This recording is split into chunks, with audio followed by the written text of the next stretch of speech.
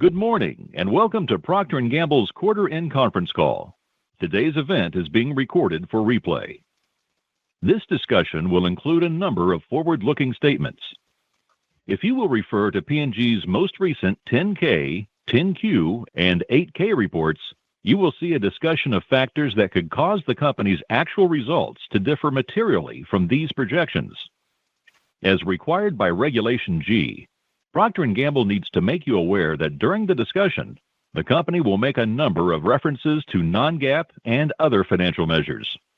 Procter & Gamble believes these measures provide investors with useful perspective on underlying business trends and has posted on its investor relations website, www.pginvestor.com, a full reconciliation of non-GAAP financial measures.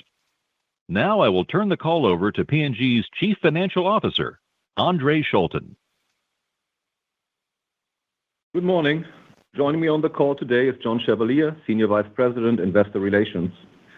I will start with an overview of results for the first quarter of fiscal 26 and spend a few minutes on strategy and innovation, and we'll close with guidance for fiscal 26 and then take your questions. First quarter results reflect strong execution of our integrated strategy in a difficult geopolitical, competitive, and consumer environment. This marks 40 consecutive quarters of organic sales growth and keeps us on track for the 10th consecutive fiscal year of core EPS growth. Organic sales rounded up to 2%. Volume was in line with prior year. Pricing and mix were each up 1%. Growth continues to be broad-based across categories and regions, with 8 of 10 product categories growing or holding organic sales. Skin and personal care led the growth, up high single digits. Hair care, grooming, personal health care, home care, and baby care each grew low singles. Oral care and feminine care were in line with prior year, and fabric care and family care were each down low single digits. 6 of 7 regions held or grew organic sales. Focus markets were up more than 1%. Organic sales in North America were up 1%. Consumption in our categories decelerated throughout the quarter, with unit volumes essentially flat for both markets and P&G brands. Price mix added a point of growth. The pricing for innovation and supply chain costs that was announced on June 15th went into effect on September 15th. This caused some trade inventory volatility in the quarter, but shipments were largely in line with offtake for the full quarter. European focus markets organic sales were equal to prior year, with strong growth in France and Spain, offset by a softer period in Germany and Italy. Greater China organic sales grew 5%, another quarter of sequential improvement and positive momentum. 6 of 7 categories grew organic sales in quarter one, with Pampers and SK-II each growing double digits. This progress is the result of interventions made across the digital commerce and distributor business, along with strong innovation and execution of the integrated strategy. Enterprise markets grew more than 1% for the quarter. Latin America organic sales were up 7%, with strong growth across Mexico, Brazil, and the balance of smaller markets in the region. Organic sales in the European enterprise region were in line with prior year, and the Asia Pacific, Middle East, Africa enterprise region was down low singles.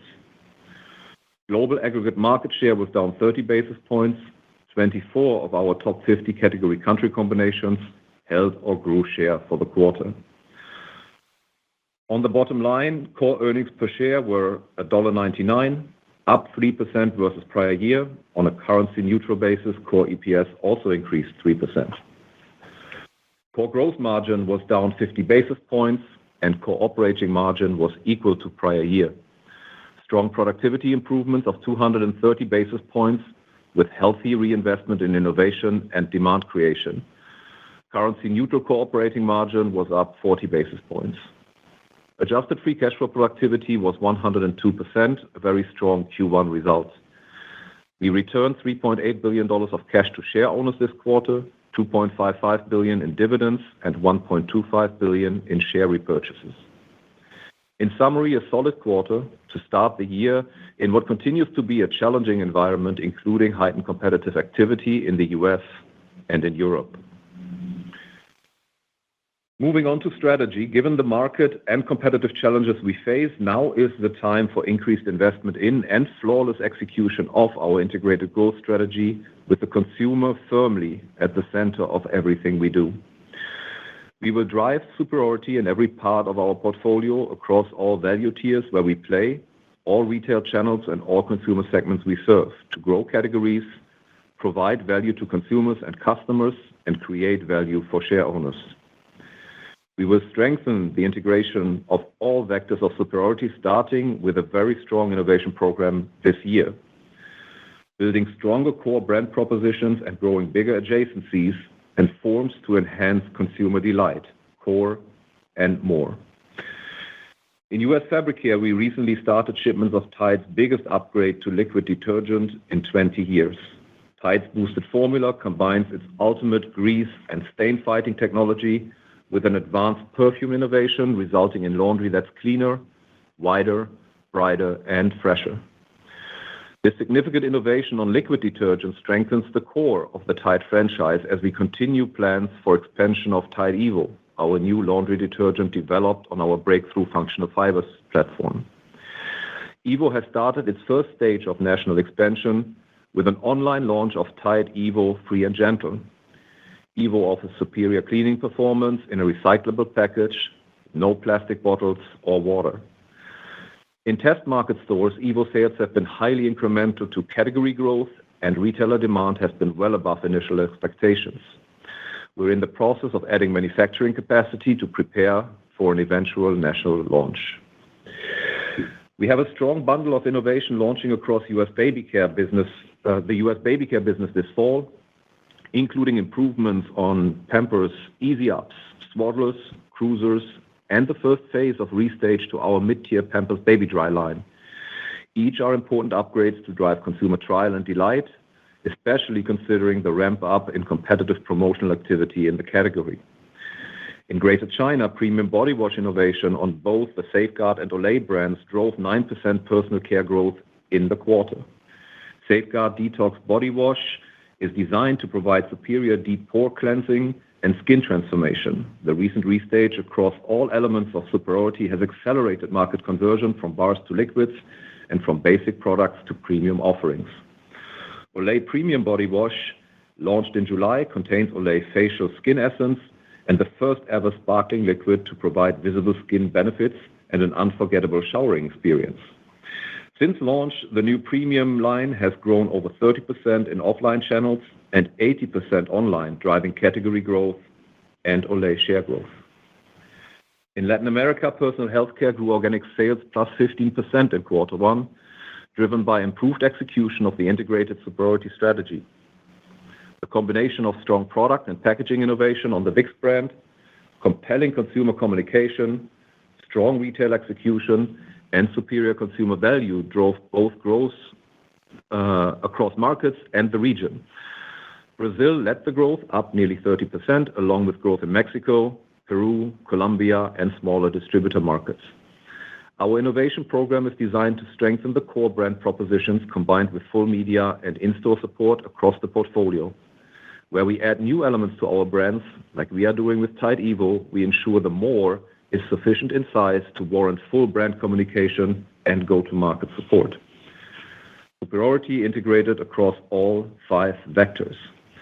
We will continue to accelerate productivity in all areas of our operation, including the recently announced restructuring work to fuel investments in superiority, mitigate cost and currency headwinds, and drive margin expansion. We have an objective for growth savings in cost of goods sold of up to $1.5 billion before tax, enabled by platform programs with global application across categories with Supply Chain 3.0. We have line of sight to savings for improved marketing productivity, more efficiency, greater effectiveness, avoiding excess frequency, and reducing waste while increasing reach. We're taking targeted steps to reduce overhead as we digitize more of our operations. Visibility to more savings opportunities is increasing as the businesses continue to build their 3-year rolling productivity master plans and as we accelerate productivity with our restructuring efforts. We will continue to actively manage our portfolio across markets and brands to strengthen our ability to generate US dollar-based returns in daily use categories where performance drives brand choice. The portfolio choices we are making as part of the restructuring program include different go-to-market choices in some geographies, surgical exits of some categories, brands, and product forms in individual markets. We've announced several steps so far, redesigning our business model in Pakistan to an import model with local distributors, managing trade relationships, discontinuing laundry detergent bars in India and the Philippines, exiting several low-tier oral care products in some enterprise markets, focusing the Olay brand on the most productive European markets, and streamlining our brown device portfolio in focus and enterprise markets. These steps are aimed at accelerating growth as we move further through the restructuring program. Also, these portfolio moves enable us to make related interventions in our supply chain, right-sizing, right-locating production to drive efficiencies, faster innovation, cost reduction, and even more reliable and resilient supply. As part of the 2-year program, we are making additional organization, process, and technology changes to enable an even more agile, empowered, and accountable organization, making roles broader, teams smaller and faster, and work more fulfilling and more efficient. Actively reducing, eliminating, or automating internal work processes, supporting teams with data and technology to increase capacity and capability to focus on integrated plans to deliver superior propositions to our consumers versus spending time internally. We expect to reduce up to 7,000 non-manufacturing roles, or up to 15% of our current non-manufacturing workforce over this fiscal year and fiscal 27. We're making very good progress with organization designs to deliver this objective. While not easy, we firmly believe this will further empower our highly capable and agile organization that is ready to step forward to create value for all consumers, customers, and share owners. We will continue our efforts to constructively disrupt ourselves, our industry, changing, adapting, creating new ideas, technologies, and capabilities that will extend our competitive advantage. These strategic choices across portfolio superiority, productivity, constructive disruption, and our organization will continue to reinforce and build on each other. We remain confident in our strategy and its importance, especially in challenging times, to drive market growth and to deliver balanced growth and value creation.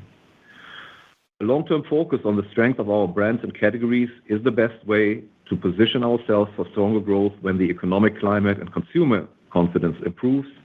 This starts with a strong innovation plan and healthy investment to drive trial and user growth, the plan we are executing.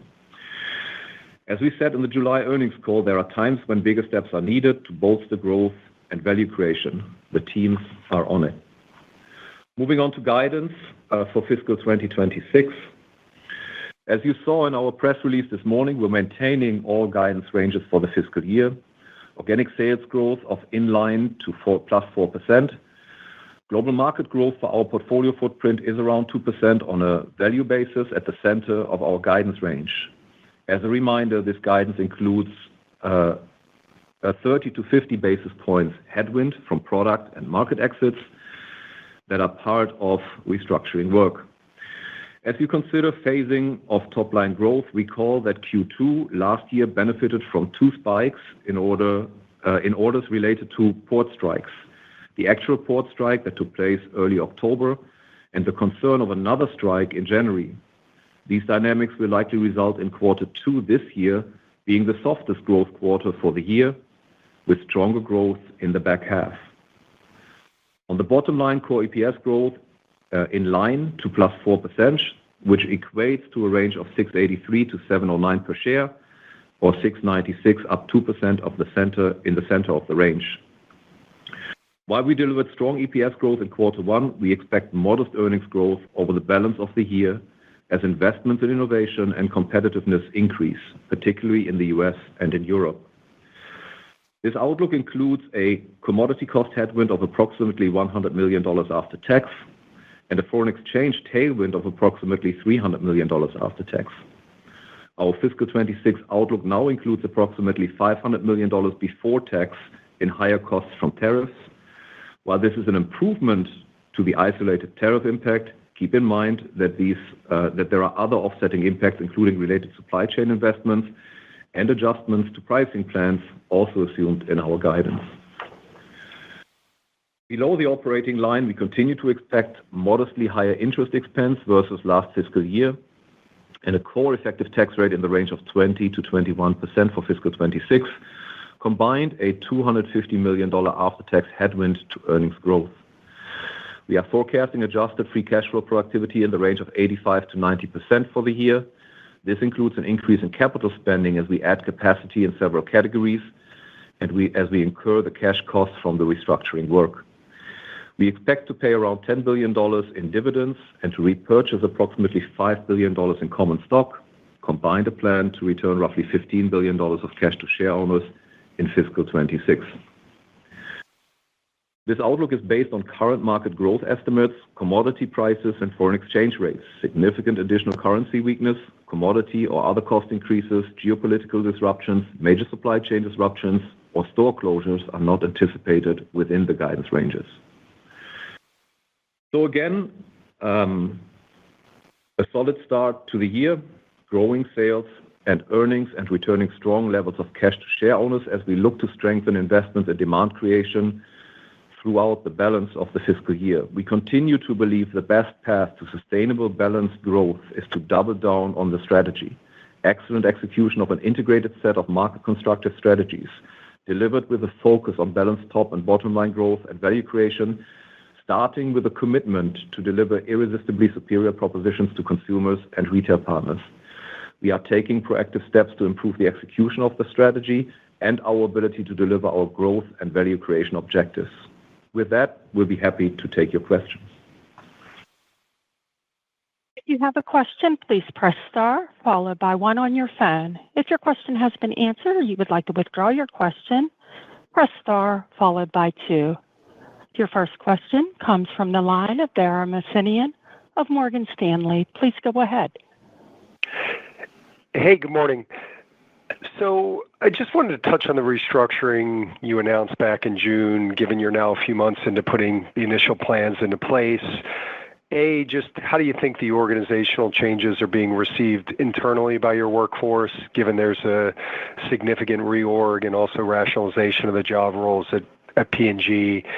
And then just B, the context externally is a more difficult top-line environment in general in CPG that's also volatile. So I just love a high-level overview of what the reorg does for the organization and P&G's competitiveness relative to that challenging broader industry landscape. Good morning, Dara. Thanks for the question. So let me take both elements here in turn. Starting with the progress we are making. We are right now perfectly on track on all elements of the restructuring execution. This is never easy, especially when we're talking about reducing our enrollment. I think the organization is taking it in strides because the mission is clear. We have now constructive plans in every business around the world on which roles to reduce and how to organize ourselves with the vision of creating a more agile and better executing organization for the future. So if you go through the 3 components of the restructuring program, on the portfolio side, this is just the regular execution of portfolio discipline. We have now reviewed all brand, country, and category combinations to ensure that we can add value. And in those where we found that we cannot add value, you see us changing the business model or reallocating resources. You heard us just talk about the projects that we can announce today, which is the business model change in Pakistan and some of the portfolio streamlining across our femcare business, etc. So those elements are now clearly defined. We are working through the execution, and I feel very good about the progress we are making. We'll end up with a faster growing and more effective portfolio when we're done. On the supply chain side, these portfolio choices give us flexibility to take another look at our supply chain. And again, I think the product supply teams around the world now have firmly confirmed what the interventions are they want to make, and we are in execution mode. This will give us both a cost savings element, but also an agility and supply assurance element, which we feel very good about. The third component, the up to 7,000 non-manufacturing headcount reduction, really is the enabler for us to create smaller teams that are better set up via fully digitally enabled data access and analysis to focus on the consumer and focus on brand building.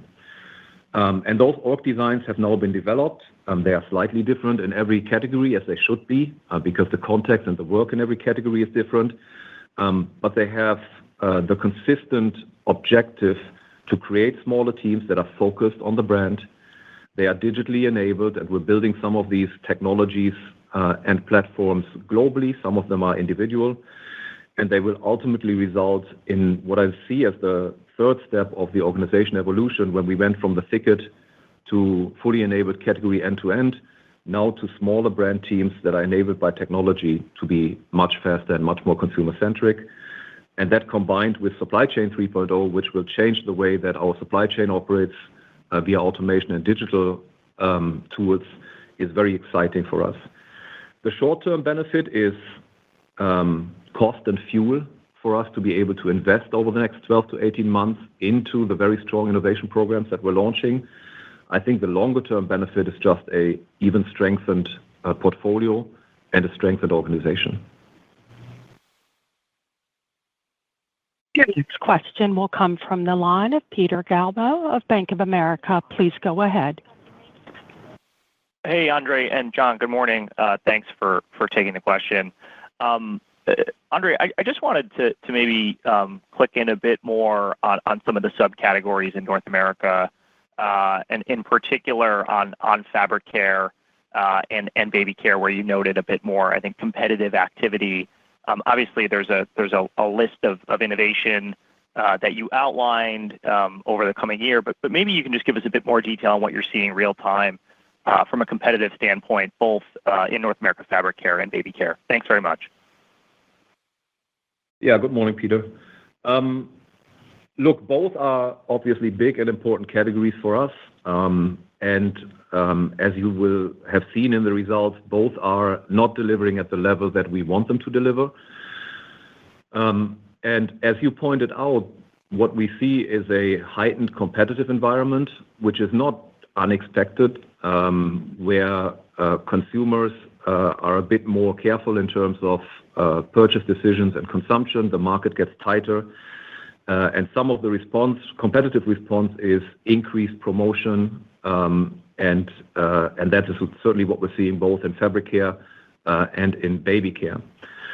Our response to a more competitive environment has to be a more integrated answer, which is what we are executing across both baby and fabric care. So when we talk about driving integrated superiority, that's what we mean. And while value or promotion might be a component to that answer, the real solution here to create sustainable growth is to drive innovation and drive superiority, communicate that innovation with the right claims, meaningful to the consumer, meaningful to the retailer, get the retailer support online and in physical stores, and thereby create value for the consumer that is attractive. Where we've done that, specifically on baby care, we're seeing the results. So we've continued to innovate and stay ahead on Swaddlers, on Cruisers 360, on the pants business, and we continue to do so, and we see share growth. We have intervened on the value tier with Luvs Platinum innovation, which we've launched in the fall of last year, and we have been able to grow share, even competing in what is probably the most pressured tier within the baby care portfolio. And we are now expanding that same approach to the mid-tier, launching the first wave of Baby Dry, which is our mid-tier innovation, in the fall, and the second part of that innovation in the spring. And we are confident that the share pattern will follow the same playbook as we've seen. You've heard us talk about the innovation in fabric care. The Tide liquid innovation is truly exciting. The biggest upgrade in 20 years, a significant investment, great commercialization. We believe that is the right answer to drive trade in, trade up, and continue to create category growth. We're adding on Tide Evo, which will add a completely new form to the category. And again, that's the path forward to drive category growth, share growth in a sustainable way. Last comment, this plan takes longer. It's not as easy as throwing promotion funding out there. But again, we believe that is the way to both create value for our consumers and for our retail partners and shareholders. Your next question will come from the line of Lauren Lieberman of Barclays. Please go ahead. Hey, thanks. Good morning. Just wanted to touch on the market share stats, or the global market share down 30 basis points. I know that can be very impacted by, geographic mix to some elements, but even just that the 24 of 50 category country combinations are holding or gaining share is on the low side. So, without asking for you to walk through the 26 that are troubled, maybe just where might you call out some particular hotspots of activity, things where is it a matter of macro and positioning and relative affordability at this time? Is it a matter of the innovation that's yet to come you think will be the answer? But it was a pretty stark statistic, and I'd love to get your thoughts on that. Thanks. Hey, Lauren. Global aggregate share, as you point out, is down 30 basis points over the past 3 and past 6 months. If you look the past 1 month, we're closer to flat. So the last reading is minus 0.1, but I would view that as normal variability. I think the hotspot, so let's talk with the U.S. Let's start with the U.S. I think we're coming from a very strong base period. And there are some categories where we clearly see increased promotional activity. We touched on baby care. We've seen very aggressive rollbacks and promotion activity in the baby care mid-tier section. We also see very intense promotions in fabric care. We've seen a period of intense promotion in oral care. So certainly the competitive aggressiveness has increased. And the way we respond is more structural. It takes a bit more time. While we will remain value competitive in the short term, we truly believe the right answer here is drive integrated superiority with innovation and investment in our brands. And the positive read of the U.S. shares would be that if you look sequentially, we are actually increasing absolute share. So past 12, past 6, past 3, past 1 month, our absolute share in the U.S. went from 33.6 to 33.9 to 34.1 to 34.9. So absolute shares are moving in the right direction. We are still annualizing a relatively high base period, but the plans are clearly in place, I think, to exit the year with share growth in the U.S. Europe is a very similar situation. Competitors have been not very active over the past years, and we see some of our competitors headquartered in Europe get back in the arena, which, if it's driven by innovation, is a good thing in our mind. It drives attention to the categories, but in some cases, it's also very heavy promotion. So if you look at fabric care, for example, in our Germany business, we were up last year, same quarter, 33%. We are down this year because we have competitive activity in the market. The playbook is the same. We will continue to invest in integrated superiority. On the other hand, if I look at our China business, very strong progress. We probably started the right interventions in China because of a difficult market environment earlier, about 2 years ago. And with the interventions in innovation, the interventions in go-to-market capability, we now see solid progress in a difficult market environment. Again, China mainland up 6%, SK2 up, baby care up 20%. So it gives us confidence that these interventions we're driving, they take some time, but they ultimately result in what we want in terms of market growth and share growth. Last example I'll give you on the success, if we do this right, is Latin America. Again, 7% growth in the quarter, broad-based in Mexico, in Brazil, and in a lot of smaller markets, driven by a strong portfolio with strong innovation. Your next question today will come from the line of Steve Powers of Deutsche Bank. Please go ahead. Great. Good morning. Thank you. Hey, Andre, maybe talk a little bit more, elaborating on China, picking up on what you had just spoken to. A good result this quarter with Greater China up 5%. Maybe just a little bit more perspective about what you've seen evolving on the ground in that market. How the business was trending entering the quarter versus how it exited, and just how confident you are in the relative progress you've seen so far, just sustaining through the year. Thank you. Thank you, Steve. Let me maybe start with the team on the ground and the interventions they have made. I think it was clear to the team that the consumer environment will not get easier. The competitive environment will not get easier. And therefore, we had to fundamentally change many of the variables that drive the business. And that's, I think, what the China team has done very successfully. They basically lifted up every part of the business model across all categories. They completely changed the go-to-market model, including the incentive system for the distributor network, which is critical in China. They've launched consistently strong innovation grounded in local insights. When I think about our baby care business growing 20%, that certainly is driven by absolutely superior consumer insights and innovation that matches those insights. And lastly, they've changed the way we communicate with consumers and the way we collaborate with our most strategic customers, many of them online businesses. So all of that has resulted in, I think, a good turn of the business. It is China, so I'm not pretending that this will be a straight line. This can go up and down, but now we have 2 points on that we can connect, and both points are pointing in the right direction. But again, I would urge us to be also cognizant of the fact that we're dealing with a volatile market environment. Couple of examples that we are particularly proud of.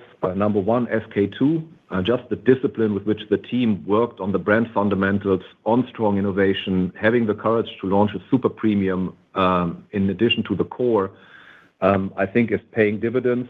SK-II up 12%, and even the travel retail business is now turned positive. We have streamlined our fabric care portfolio, launched innovation that is truly superior. The business is up 5 points. The hair care business, where we've been able to innovate, is growing. And on the skincare business, the mass skincare business, Olay is growing, and skin and personal care in aggregate is growing 8%. And I mentioned baby care. So while the consumer sentiment is still somewhat less confident, I think the team has found a way to break through. Don't expect it'll be a straight line, but I feel very good about the progress we've made. Your next question will come from the line of Rob Ottenstein of Evercore. Please go ahead. Great. Thank you very much. I want to swing back to the U.S., and there was a lot of talk about the need for competitive promos that are going on in the market. And I guess my question is as you look at the other side of that, which is the consumer side, and the research you're doing on the consumer, has affordability become a bigger driver of consumer choice in the quarter? Do you expect that to continue? And then specifically, if that is the case, that it is a bigger driver, how do you look to address, affordability, apart from innovations, but, looking at whether it's a change in shift in channel strategy, RGM, price pack architecture, other ways to get at affordability issues? Thank you. Thanks, Robert. I wouldn't call it affordability. I would say value is clearly in the center of the equation, and value defined as price over integrated performance, which is the other 4 vectors that we're talking about. We continue to see consumers trade up price mix is positive, mix is positive in the U.S., where the value equation is attractive for consumers. In some channels, we see the majority of growth in our categories in the premium end, not in the value end of the lineup. We also see continued decline of private label. Actually, private label shares in the U.S. are now down 50 basis points. So for the first time, private label shares dropping below 16%, which was kind of the historical threshold.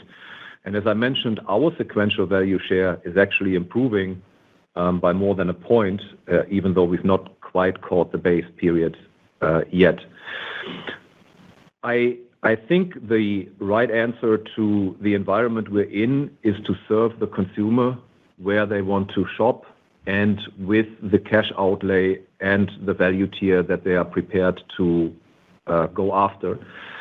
And I think we have built very strong price ladders across different pack sizes. We continue to optimize those. So we find in some channels that we might have cross price points relative to competitive offerings that we need to adjust. We will adjust those quickly. But we are present in every channel across the U.S., so we can compete with the right price points, both on shelf and in promotion as we need to. We continue to innovate across every value tier. You heard me talk about Luvs, for example, in baby care, but we're also innovating at the top end, and both are successful if we do it right.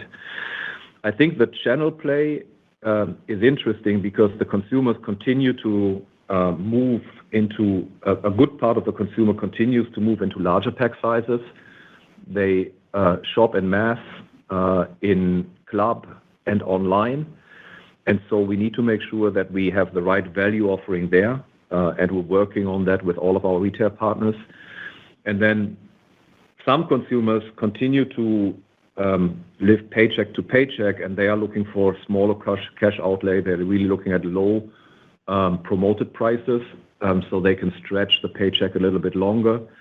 And we're, again, very intentionally driving our competitiveness there. But again, I come back to where I started. I wouldn't say it's affordability. I think it's sharper value, and how we present that value to the consumer is critical. And we don't believe it's just price. We believe it's the combination of all 5 factors that we need to integrate. Your next question will come from the line of Chris Carey of Wells Fargo Securities. Please go ahead. Hi, good morning, everybody. I wanted to follow up on your commentary in China, Andre. I think it sounds like SK-II and Olay, and as such, your broader skin and personal care business in China were similar to last quarter. So correct me if that's wrong, but I do think it implies then that you're seeing improvement in businesses, outside of that skin and personal care segment in China. Would you agree with that assessment? And are you seeing signs that that improvement is durable, or were there any factors that are specific to the quarter that may have helped that business? So I just wanted to, test that just a little bit. Thanks so much. Yeah. Hey, Chris. No, good pressure test. You're right. I think we're seeing our skin and personal care business is moving along. It's slightly accelerating in terms of growth rate, but we see consistency in terms of results getting better. We also see the other categories picking up pace. As I mentioned, fabric care is up now 5%. We made portfolio interventions. We have strong innovation out there. We're driving distribution. Our fem care business is growing. Our hair care business is growing with a more streamlined and focused portfolio. Baby care continues to accelerate with 20% growth. So the breadth is comforting. And the other comforting fact is that we understand what we did and what it's doing in the market. So our approach to how we define superiority and how we execute it, I think is paying dividends. So that's reassuring that better consumer understanding, innovation that is grounded in that understanding with better shelf and retail execution online and in stores is paying dividends. I have a high level of comfort with the results and the breadth of results and how we accomplished them. It's still China. We will continue to observe. We continue to expect some volatility here. We continue to expect strong competitive activity. If I had to summarize, I think we're well-positioned to continue to build the business in China. The market hopefully will strengthen over time, which will be a tailwind, and we'll keep track of where we are over the next few quarters. Your next question today will come from the line of Andrea Teixeira of JPMorgan. Please go ahead. Thank you. Good morning. I was trying to, Andrea, to dive into a little bit more on the price mix, and then by categories. I know you had invested more in Luvs and in particular in diapers in the U.S. So I was hoping to see if you've seen a response from the consumer. You did say that consumers in general have been into premiumization, but obviously that's a picture, an overall picture. I wonder if you can kind of give us some examples of ways that Procter has been more active in pivoting for that low-income consumer and in categories where they are looking for value, not only in diapers but also in paper goods. Thank you. Thanks, Andrea, for the question. The first part of my answer will sound familiar, but where we choose to play, we choose to be superior, and that's across all value tiers. So when we innovate, we innovate across all tiers. So, for example, the most recent Auto Dish innovation on Cascade was a formula upgrade across the super premium, the premium, and the mid-tier. As we've talked many times on this call already, we've upgraded our product lineup on the super premium, the premium side in diapers, the value side of diapers, and we are about to upgrade the mid-tier. The same is true across categories. In Olay, for example, the most successful lineup is the Super Serum lineup right now, and that's at a premium to the market, and we're driving innovation on the jars business with better execution, better packaging, a shelf reset, which is going into the market starting in OND. And when we get this right, the consumer responds. We see volume share growth and value share growth, and we see trade in and trade up, which is ultimately what we're trying to accomplish. So when we're upgrading Tide Liquid, we're also upgrading the other forms and tiers within the laundry lineup. For example, we're upgrading the Gain lineup as well. And that combination of tier approach with the right pack sizes, as Robert pointed out, with the right channel distribution and the right promotion strategy to drive trial is what drives the response. Now, we've not done that across the full portfolio in the U.S., and that's really the work that we are approaching over Q2, Q3, and Q4 that is enabled by the productivity progress, by the restructuring that allows us to push the investment. And I feel very good about the aggregate of the plan. But you're pointing exactly at the right thing. We need to be sharp on integrated superiority in every value tier in which we play. If we do that, the consumer responds. And we have the examples that I just mentioned to confirm that still works. Your next question will come from the line of Filippo Falorni of Citi. Please go ahead. Hi, good morning, everyone. Andrea, I wanted to ask on some of the items that you called out in the guidance. You clearly lowered the headwind from commodities and tariffs. So maybe if you can give us some more color on what drove that lower headwind on those two items. And then if you sum up all the items that you call out, it's now like a 19 cents headwind. Before it was 39 cents. You have some flexibility, about $0.20, but obviously the EPS guidance is unchanged. Can you walk us through what is the offsetting factor? It seems like there's probably more investment in promotion, in marketing to offset some of the competitive environment that you're seeing in the promotional environment. Maybe help us understand where is the incremental $0.20 of benefit being reinvested in. Thank you. Thanks, Filippo. The commodity headwinds, you see the news on the petro complex. Oil is coming down. That's helping us from the energy side. The tariff environment continues to be volatile, but the biggest help on tariffs has been exclusion of materials, natural materials and ingredients that cannot be grown in the U.S. When you think about eucalyptus pulp, when you think about psyllium, which is a core ingredient in some of our PHC products that is imported from India. The administration having an open ear to adjust policy where product or ingredients cannot be produced in the U.S. Retaliatory tariffs coming down. Canada rescinding retaliatory tariffs of 25%, which just happened before the last quarterly call. Those components in aggregate are representing the commodity and tariff headwinds. On the question of guide impact, I will tell you there's really, you called it out, right? Number one, we're in quarter one. It's still very early. As you can see, the tariff environment can change very quickly. You heard the administration's comments on Canada. There's still volatility in the impact for the year. Number two, a lot of the tariff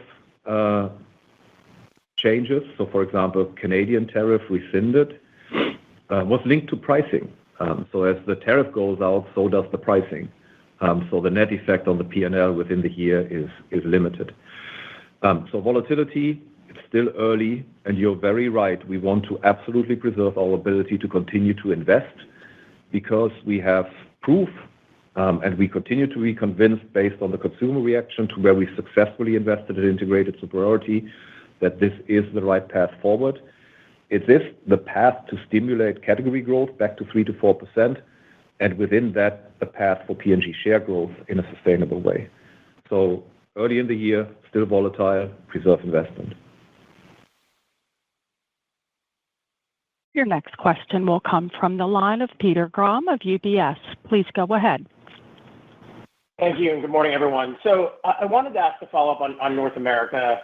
Andre, I think you mentioned consumption decelerated throughout the quarter, and you alluded to some of the phasing considerations related to the port strike a year ago. Just maybe first, how do you see underlying category demand evolving from here? I know it might be a little bit hard now because you're lapping some of these impacts, but just curious whether you would expect this deceleration to continue.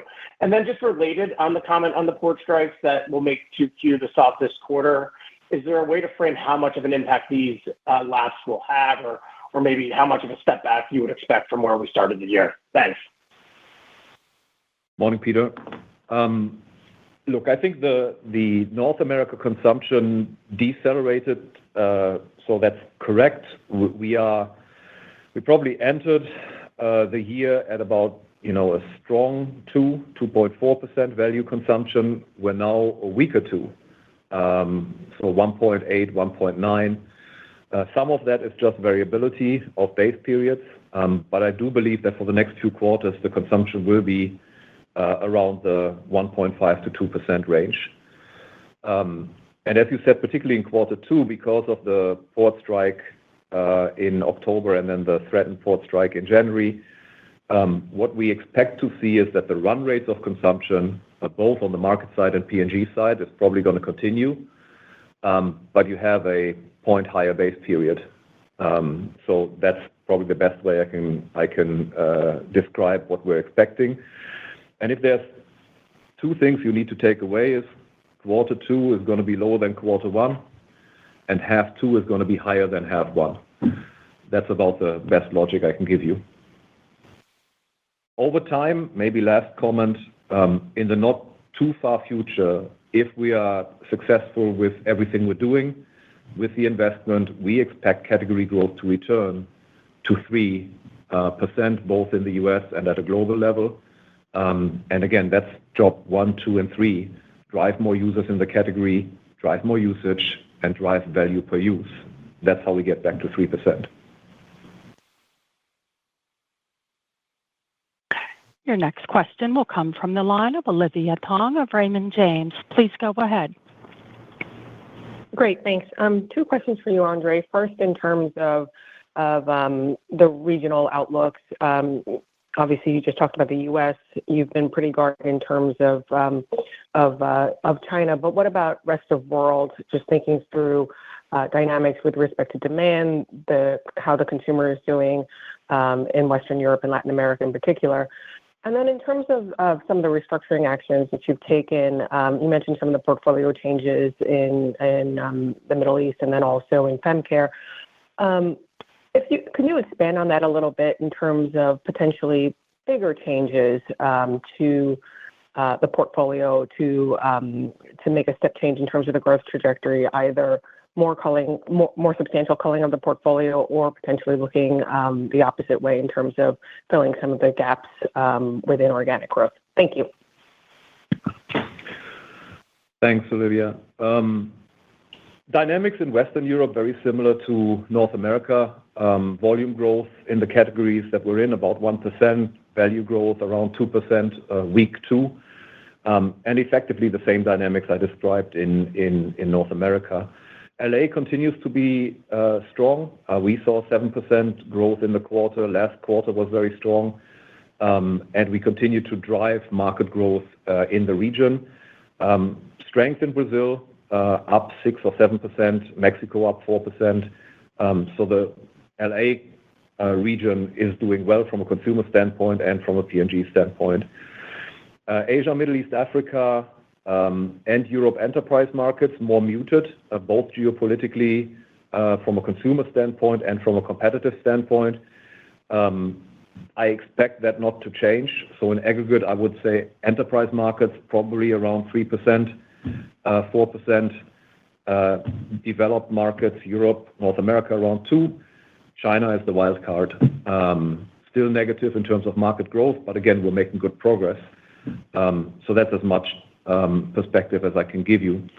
On the bigger portfolio changes, look, the portfolio actions we are executing are really on the fringes, right? We are making sure that we do what we should do is ensure that we can create value in every category country combination in which we are, and if not, make the appropriate changes. And the type of change you see us announce in this release, that's about the type of change you should expect. There's nothing more dramatic that we're planning to do. We're very comfortable with the core portfolio that we're in. We've chosen these 10 categories very carefully, and we continue to believe these are attractive categories in which P&G can continue to drive growth. We have talked about the growth opportunities within the existing portfolio across regions, driving our brands in North America, serving underserved consumers in North America is a $5 billion opportunity.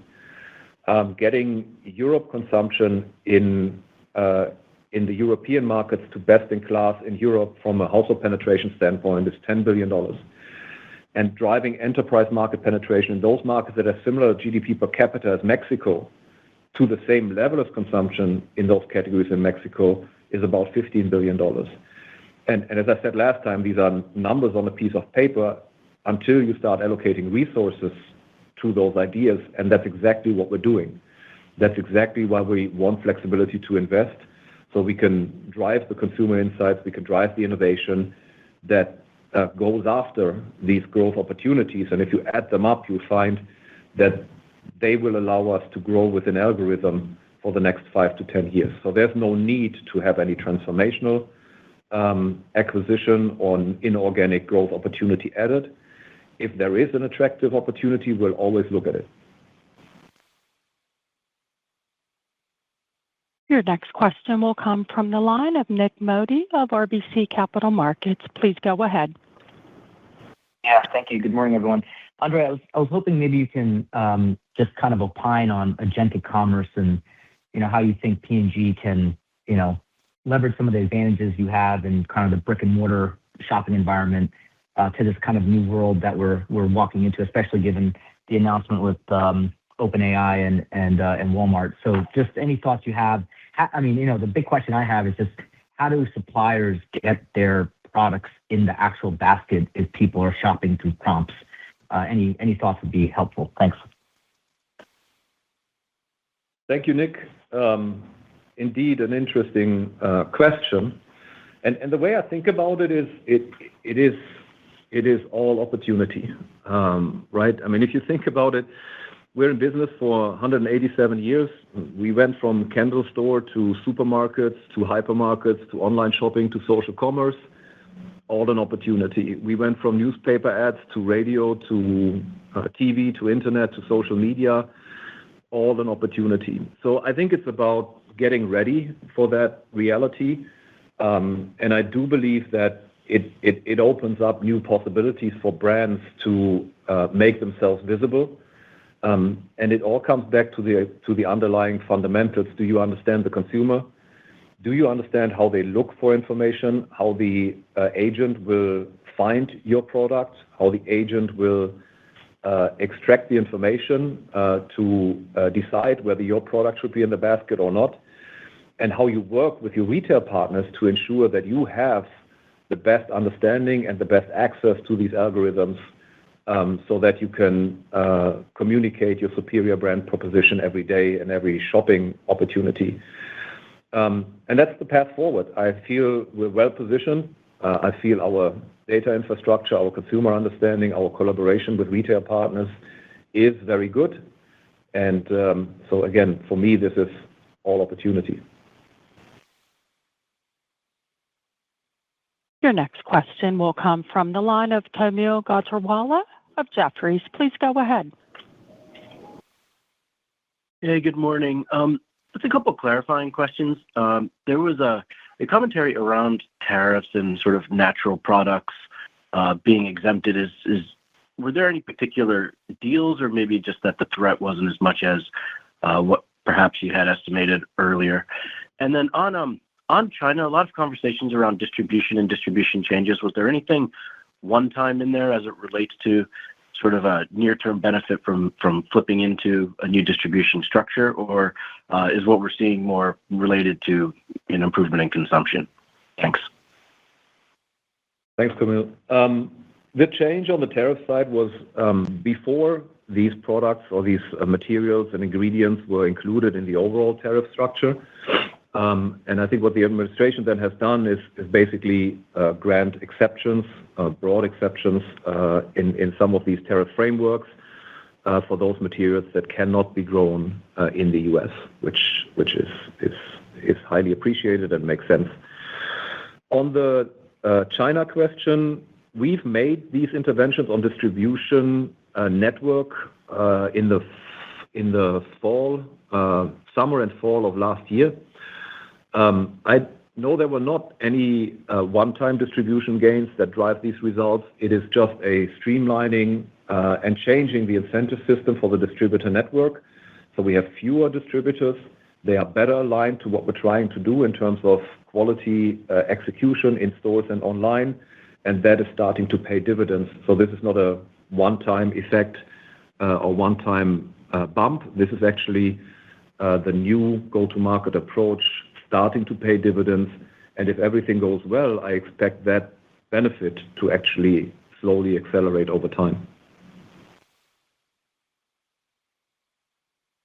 Your final question today will come from the line of Robert Moskow of TD Cowen. Please go ahead. Good morning. This is Victor on for Rob Moskow, and thank you for taking the questions, two for me as well. So I think previously there was a discussion of taking a mid-single-digit pricing on about 25% of your U.S. SKUs to mitigate the tariff impact. So now that the tariff impact is half of what it was before, curious on how that affects your pricing strategy, if at all. And then on LatAm, we've heard from competitors of consumer weakness and, from a challenging macro backdrop. Are you seeing this impact your trends at all? And if so, how are you performing so well? And did you gain total category share in the region? Thank you. On the pricing question, we've taken in the U.S., we've announced pricing in July. It's gone into effect in September. Most of the pricing was innovation driven, and in aggregate, it's about a 2.5% price increase across the entire portfolio. The underlying tariffs that have contributed to the need for pricing have not really changed. The biggest change in the tariff exposure has been retaliatory tariffs on the other side, and those pricing effects have been taken out. I was talking about Canada. But in the U.S., the majority of the pricing was underlying innovation-based, with tariffs being a contributor, but not the main contributor, so no change to pricing approach. I think we've talked about the consumer backdrop in the U.S. plenty. We've talked about the share development. While we haven't fully annualized our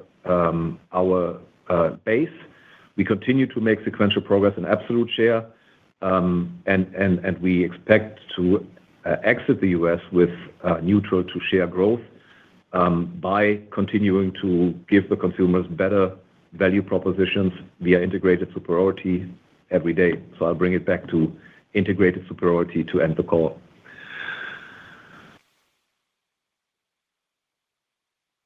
So if there are no more questions, I want to thank you for your time, and thank you for your support of the company.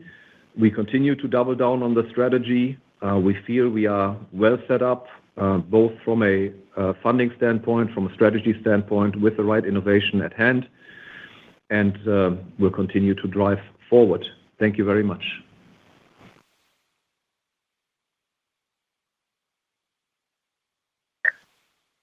Concludes today's conference. Thank you for your participation. You may now disconnect and have a great day.